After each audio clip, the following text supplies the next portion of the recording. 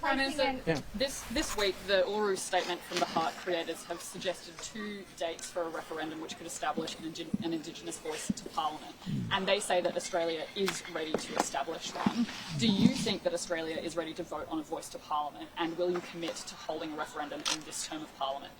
Well, it's not our policy to have a constitutionally recognised voice to Parliament. It's not our policy. So, of course, we wouldn't be going ahead with something that's not our policy. Are you going to be making moves towards anything to do with the Uluru Statement from the Heart? Well, that's not our policy either. Our policy is to build up a voice from the ground up.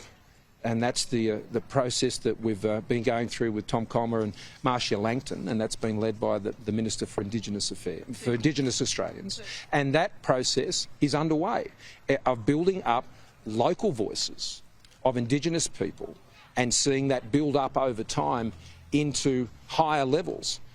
That is our policy. That hasn't changed. That's been the same all the way through. So I don't agree with the Labor policy. We have a different policy. Prime Minister,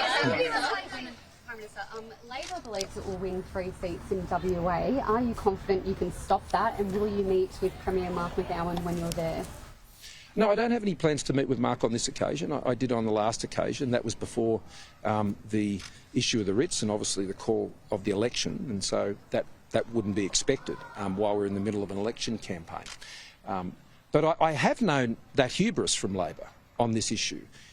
They're counting seats as having been won before a vote has been cast, let alone counted.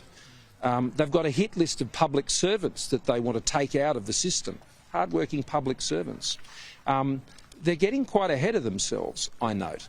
I've never taken the support of the Australian people for granted, whether it be in Western Australia, here in Parramatta, up in North Queensland, Tasmania, South Australia, or anywhere else.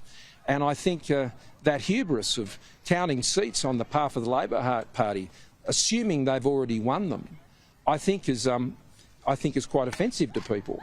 And I would counsel them to drop the hubris and start focusing on how the economy works, because they seem to have a bit of work to do there.